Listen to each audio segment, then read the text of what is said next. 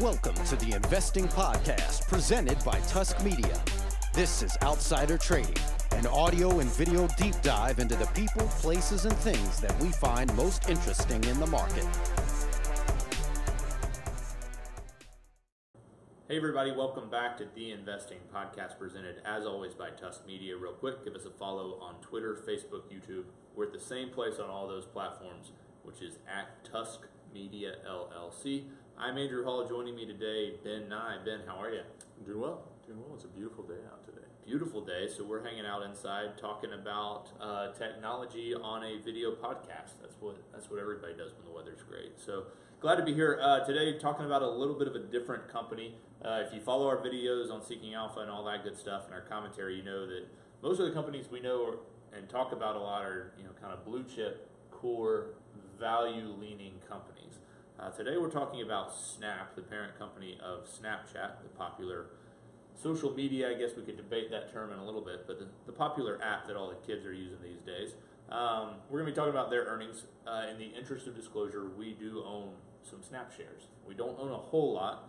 Again, a little bit on the periphery of what we try to do as traditional value investors on the equity side. But it does make sense for a number of our clients. It's also been an interesting stock to follow and kind of engage with some younger clients. We would never buy a stock just for conversation, but it has been one that I think has piqued a lot of interest and is dominating a lot of headlines as of late. So starting off, right off the bat, Ben, I want to talk a little bit about some of the misconceptions about Snapchat and kind of build towards a case that we're making, which is that we believe the analyst community is wrong about the company. But let's start off with just kind of some of the misconceptions about Snap and Snapchat in particular. What really stands out to you in that regard? Well, one of the big things that I think we are all privy to if we've used any of these social media networks for any period of time is the difference in the quality of the user base and the who's actually using the platform. So what do I mean by quality? Well, I mean in kind of layman's terms, is it a fake account or is it a real account? So if you look at Twitter, I think you have a lot of Twitter bots. And in addition to that, you have multiple Twitter accounts for individual Twitter users. So it really dilutes when Twitter comes out with its monthly active users or daily active users. It dilutes that number by a large amount. And you move a little more to Facebook, and Facebook has, I think, a little more accountability in terms of who is using its platform. I think that as the amount of advertising increases and the amount that advertisers are willing to pay to get clicks increases, I think you're starting to see that demand pull in some additional fake accounts. I mean, you're talking like almost 2 billion Facebook accounts now. There are 7 billion people on this earth. So that's a lot of accounts. In the United States alone, you're talking about 230, 240 million accounts for 320 odd million people. So, I mean, that's a huge proportion of the population who can actually log onto a computer and create an account and actually visit it on a fairly routine basis. It's, because you're losing a lot of the youngers and you're losing a lot of the elderly population. So if you're thinking about 70% of the population is using Facebook, that's extraordinarily high amount. Move to Snapchat, and Snapchat, you don't really people haven't really gotten into the habit of creating multiple accounts, and I don't think there's a habit of creating fake accounts either, largely because a lot of the value that Snapchat has is from existing contacts. And there just hasn't been the advertising demand need to have more and more fake accounts just to move up the algorithmic ranking and have your article or story viewed more often. So I think that's an important distinction between Snapchat, and one of the reasons why Snapchat's users are arguably of higher quality than Facebook and certainly Twitter. And you certainly, within that, kind of that conversation about user quality, it kind of raises a couple other points, not the least of which is just kind of the sweet spot demographically where Snapchat is playing. We were looking at some data, and it was a little bit dated, but the majority of Snapchat users are under the age of 34. I mean, close to 60, even 70%, depending on what data you're looking at, are under the age of 34. So that's hitting some really, really key demographics that advertisers just really love, both that 18 to 24 area as well as the 25 to 34, and also the demographic that they don't talk quite about quite as often, which is the teens. People that aren't 18. Nobody really likes to report on data from people that aren't legally adults. But let's be honest, those people are out there, and those people are using Snapchat, using other products. In fairness, but it's a really, really attractive demographic, especially when you start to look at how frequently users of Snapchat are returning to the app to communicate, to engage with content. I think it's a really impressive user base. Well, and you bring up a great point in the respect of how much people are actually interacting with the app. Because I think a lot of people are now going on Facebook, seeing what's up there, and then leave disappointed when all they see is advertisements. Make that distinction with Snapchat, and you have some good data on the attractiveness as an advertiser to put your ad on Snapchat. And part of that, as you've pointed out, is the amount of time spent interacting with an ad, and also that geo-targeting aspect of it, which really differentiates and can make an ad that's geo-targeted in Times Square cost millions of dollars, and an ad that's placed in Marietta, Georgia cost substantially less and be more affordable.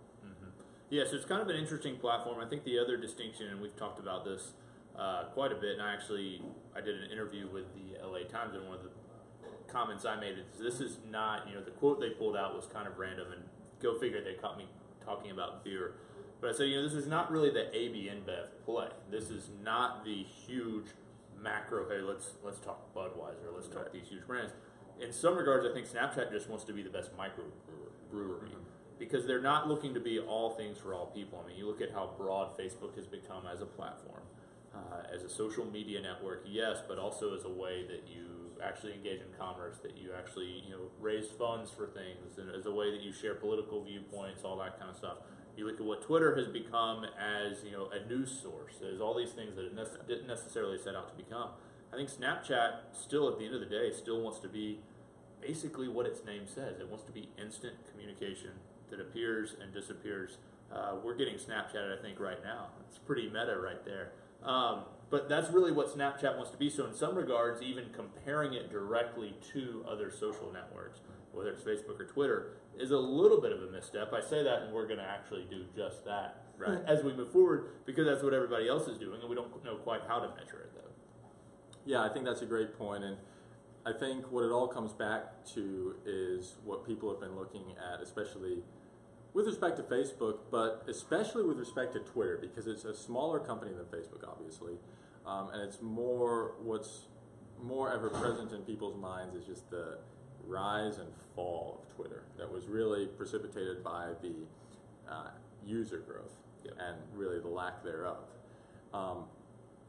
When you think about Snapchat, you're starting to read articles that it's saying that Snapchat's user growth is essentially flat, which couldn't be further from the truth. I mean, you're still seeing 48% year-over-year growth for Snapchat as a whole. You're at, I think, 66 million users, up from 63 million just in the United States, and that's sequentially. So, I mean, even if that sequential number holds, which I think is pretty conservative, right?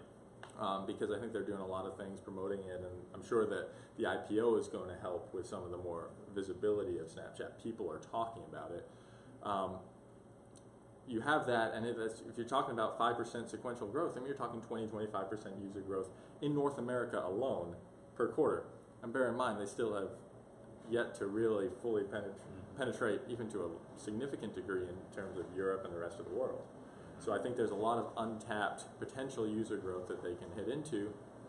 And when you talk about Facebook with 240 million users and Snapchat with 63, 66, I think there's still a large runway for Snapchat in order to, continually grow that user base.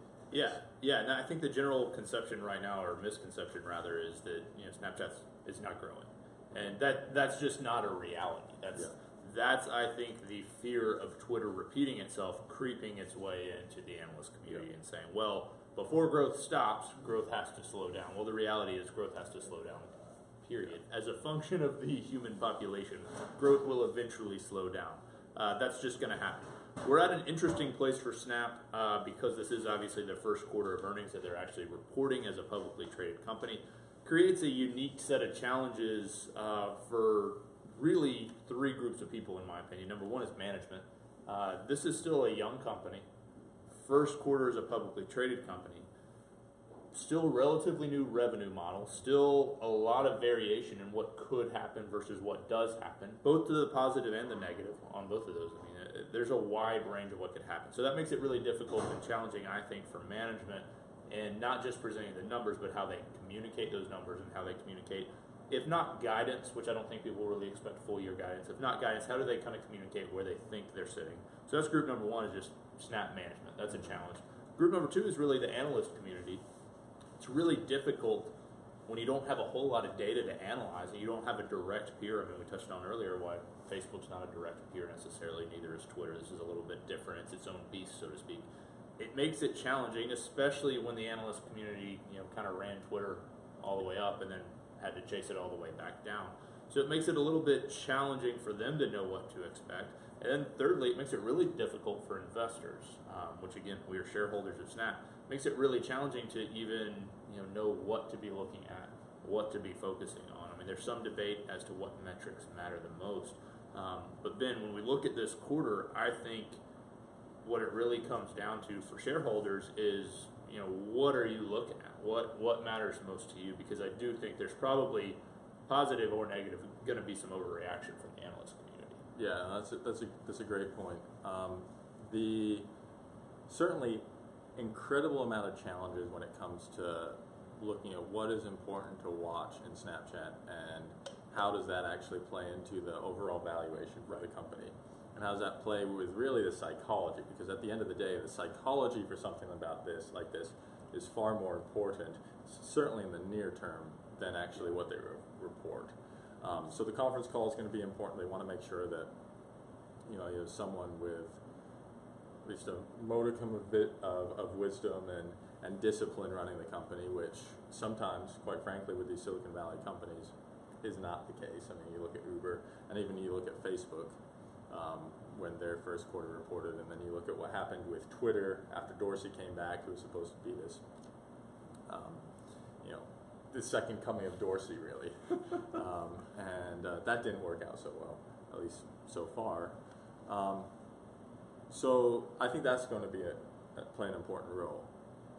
In terms of the metrics that I'm looking for, I want to see the daily active users continue to grow, and I want to see the average revenue per user continue to grow.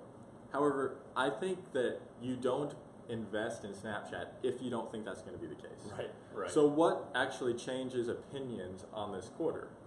And I think what changes opinions, kind of going back to that first thing that I was talking about, is what is your confidence that management can actually deliver on the promise of this platform? Mm-hmm. And that becomes much more a psychological aspect. It's when you wish, or I don't think many people really wish they did a PhD in psychology, but it would kind of be nice to have at this point. Yeah. But that's, I think, what is going to determine how the analyst community and how the buy side, importantly, feels about this company going forward. Because what happened at Google, they brought in Ruth Porat, Morgan Stanley investment banker. At Microsoft, they brought in another investment banker there. And you see what happens after that takes place, and there's discipline, and the stock goes up because they know what to say. So it's important that Snapchat says the right things in this call. Yeah, I think it's going to be interesting what they say. From the numbers standpoint, this is, I think, where we deviate from analysts, and I guess, to some degree, what's our variant view on this investment? Our variant view is, at its core, is that Snapchat's actually growing, unlike the sentiment on Snapchat. Mm-hmm. Unlike the sentiment which implies, hey, this is stalled out. Ben, you read a great headline, I think we talked about it yesterday on the End of the Day podcast, that, in a Barron's article talked about the standstill growth, and we were looking at just staggering growth. Yeah.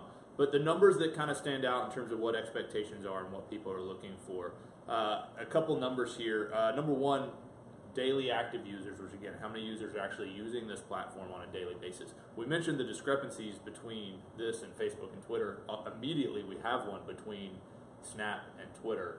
Twitter's number that it's living and dying by every quarter is monthly active users, not daily. So daily active users, so in some regards, Snap's already being measured by a higher bar.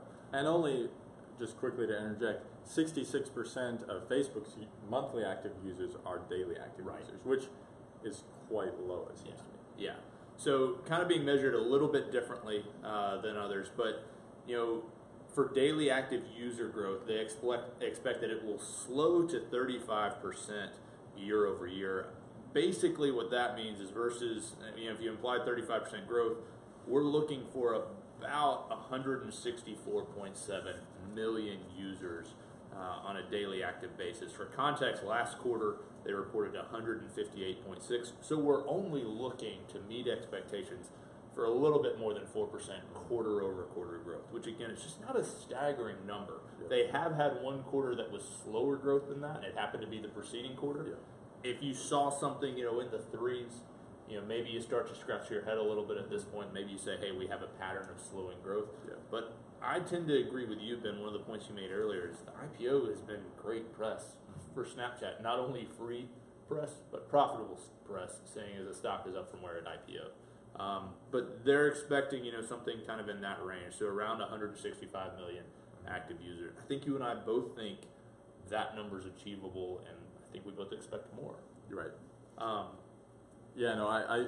completely agree. I think so you always have to look at where we could be wrong. Mm-hmm. So one area where we could be wrong is that, and it kind of goes back to your earlier point about what Snapchat's trying to do, and they're trying to be the master of one thing and do it really well and do it the best. They have a tremendous position within within people aged 35 and under. Mm-hmm. Above that, though, they have to prove that they can actually continue to make inroads into higher age demographics. Otherwise, you will see that stall out at a place that's a lot less than Facebook's, simply because Facebook now has parents and grandparents and maybe even great grandparents on the platform. Dead people. They have Facebook. That's actually a real. Dead people have Facebook pages. So people forget. So so Snapchat needs to continue to make its platform more accessible while still maintaining that degree of that cool factor. Yep. And so that's a tough balancing act. But with 68 million users in North America, I said 66 before, it's 68 million in North America, and 69 million at the end of the quarter of December, I think that you're going to continue to see that grow, and I think you have at least running room until about 100 million. And I think they're doing a lot of things. We talked about how Snapchat really wants to be, this microbrewery. They want to make really good, small variations of what they want to do. Hey, we're going to have an IPA, we're going to have another IPA, and we're going to have what other beer snobs like. Ben, talk to us about that later. But I think one thing that they're doing that's really impressive to me is they're staying true to who they are, which is Snapchat. They are giving you instant communication means it's a communication app more so than a social media app, but then also engaging with content partners that I think can draw people in. And the second you start to have exclusive Snapchat content, all of a sudden you do become appealing to a broader demographic. Yep. And for a comparison, if this was a show that we only did on Snapchat and anyone liked it at all and they had to download the app to get it, they'd probably do that. Knowing our audience based on who reads our articles and look at it, it would not be Snapchat's core audience. Right. So if all of a sudden we weren't on Seeking Alpha, we weren't anywhere else, you had to have Snapchat, we'd probably get a lot more people in their 40s, 50s, and 60s downloading the app to watch that content. So I think they're doing a good job there. Other numbers that people are looking for, they're looking for 300% year-over-year revenue growth, which again is a staggering number, but Ben, that's not really that impressive of a number when you look at where they were in Q4. Yeah. In fairness, this time period is typically seasonally weak in advertising, but we're talking about going from, I think, 165.7 million in revenue in Q4 to 165.9. Yeah. So, a $200,000 jump, which we know is about the cost of half of one of those premium engaged filters. So if they sold one more of those during the quarter, then they would surpass that. So it's just not much move. Basically saying, can we flatline from where we were a quarter ago? They haven't really been growing at any point at a rate of slower than 15% quarter over quarter. Right. And the average revenue per user last Q1 was roughly flat. I mean, it was up a little bit. But on a year-over-year basis, you're talking up like, what was that, 300%? Yeah. And I think that's just going to continue. And I think that what Snapchat is doing now is that now that they're coming public, is they have a very real, profound appreciation that now that we're a public company, we need to deliver revenue, which I think is why they may have, delayed the IPO, so like they did.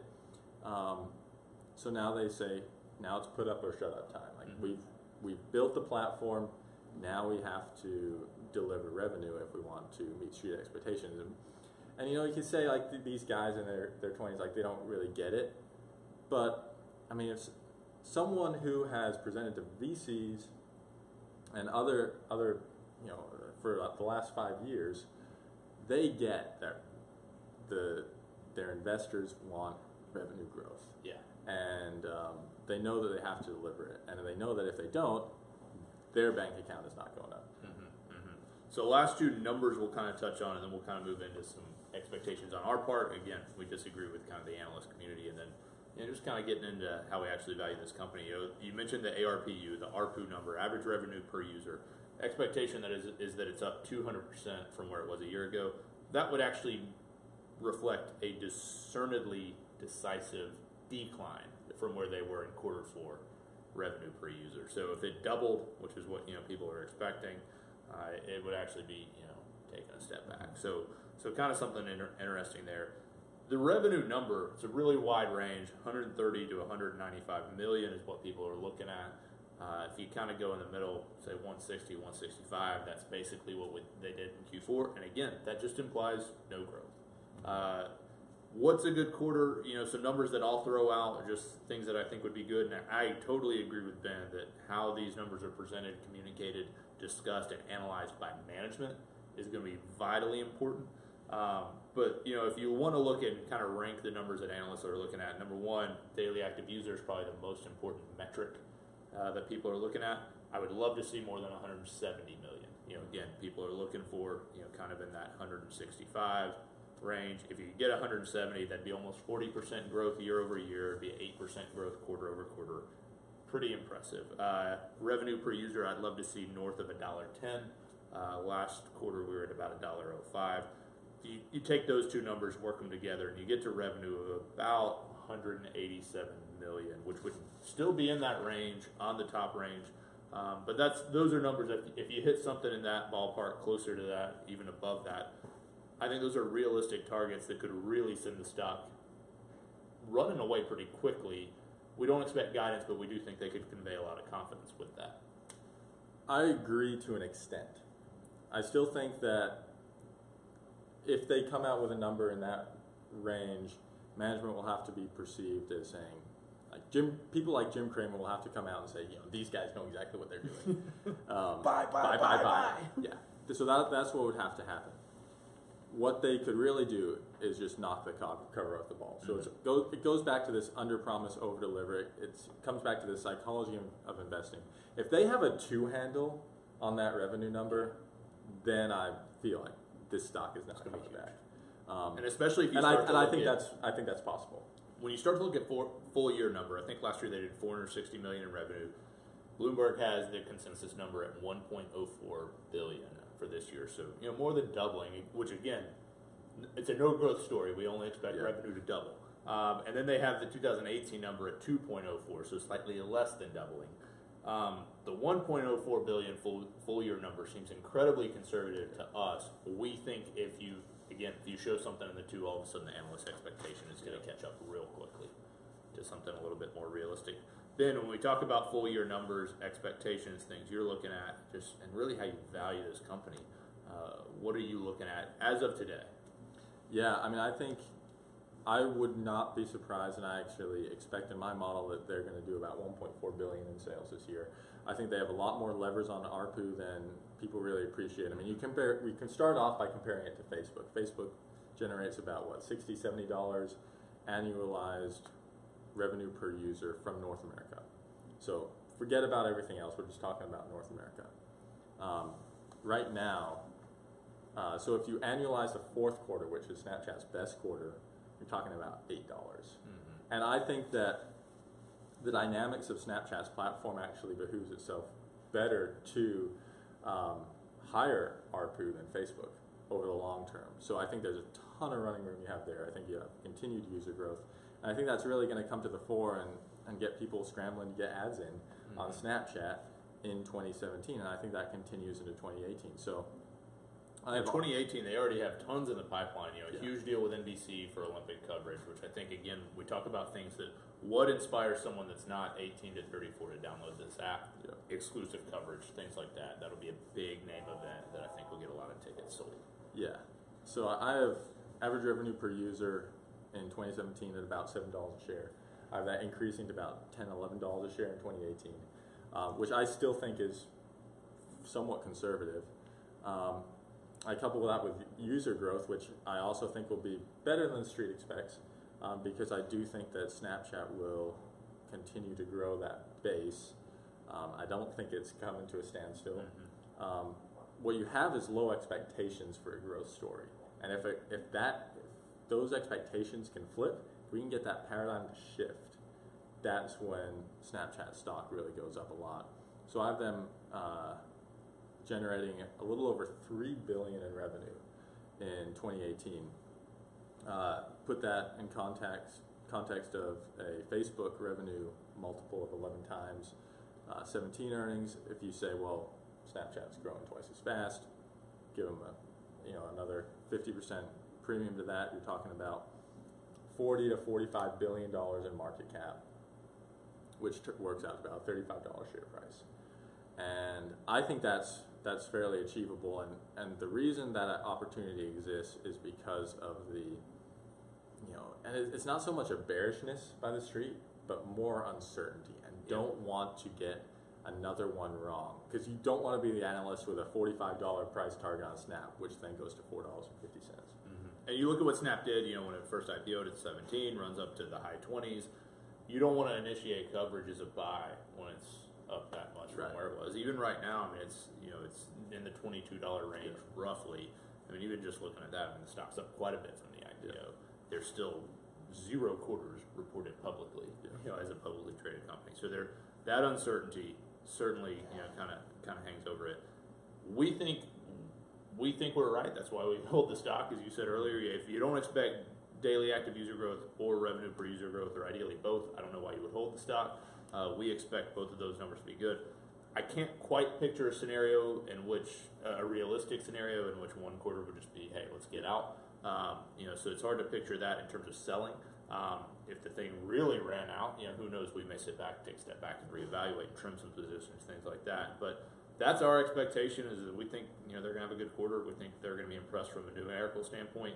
I think we're cautiously optimistic, though, at the same time. We're not loading up on this. It's certainly not an overweight for any of our clients, anything like that. And we are definitely going to do an earnings recap after earnings are announced. So if we're idiots and we're totally wrong, we're going to come out and say that. So that's something you guys can all look forward to, is us having our first ever "we're an idiot."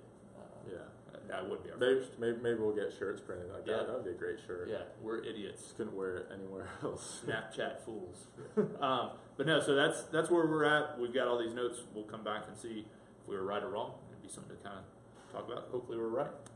Ben, any other thoughts? No, and again, it kind of gets back to, for me, this is a story stock. And what happens with a story stock is that you have to either buy into the story or you don't buy into the story. What determines when the story changes? I don't think this quarter is going to change the story in my view. Maybe that's wrong. Yeah. But what would change it, what would get me to change my mind is if one of the factors driving that story, if management is completely out to lunch and doesn't get it. And I think that can come across if you're paying attention to that. So definitely if you own the stock or want to buy the stock, pay attention to the conference call. You can dial in and just listen. And I think that's well worth your time, probably more worth your time, honestly, than just plugging and chugging numbers. Yeah, and I think I would add real quick in closing, specifically to that point you just made, Ben. There's, I think, two schools of thought on how Snapchat is positioning ARPU, the average revenue per users. One is that it's a deflection away from daily active users. Yeah. That may be the case. I tend to be a little bit more optimistic and give management a little bit of benefit of the doubt, mainly because of what we saw with Twitter. Jack Dorsey was completely unable to change the messaging about this company to anything other than monthly active users. Revenue per user was going up, revenue was going up, they were getting closer and closer to profitability and actually creating real earnings, but all Wall Street cared about was monthly active users. I think this is an actual example of Snapchat management coming out and saying, no, we do care about revenue, and we're going to care about revenue starting with our very first publicly traded quarter. I don't think that's necessarily a bad thing. And I don't think that's necessarily just a deflection away from daily active users. Sure, it may be a more favorable metric, but I also think there's some degree of sincerity of saying, hey, you guys have killed another company because they've been unable to adjust regardless of what the actual money of the business was doing. I think that actually shows a little bit of maturity from management to come out and kind of lead with that. So that's my view. And again, we may be sitting here in 2 days saying, it turns out that's the only thing they got going for them. But we'll find out. Y'all have a great day. Hit subscribe. We'll talk to you soon. Tusk Media is a subsidiary of Narwhal Capital Management. Ratings and reviews of Tusk Media content are not to be construed as endorsements of opinions, analysis, or services offered by Tusk or its parent company. The opinions and predictions shared here are professional beliefs at the time of publication. We are not under duress from any of the corporate entities mentioned. This is not a solicitation to take any particular action. Although we are investment advisors, this information should not be considered investment, legal, or tax advice. We strive to be as impartial, insightful, and accurate as possible. We base our opinions, analysis, and calculations on information we believe to be reliable, but we cannot guarantee its accuracy. We can, however, guarantee that our opinions will sometimes be flat out wrong due to a variety of factors. Employees and clients of Narwhal Capital Management may or may not hold positions in the securities detailed and may or may not hold these positions in the future. A full list of all securities purchased, sold, or held during the 12 months preceding the date of this publication can be provided upon request. Unless otherwise noted, all data accessed via MarketWatch or the Bloomberg terminal. Past performance does not guarantee future results. A copy of Narwhal's Form ADV is available at the SEC's website, www.advisorinfo.sec.gov, or from Narwhal upon written request.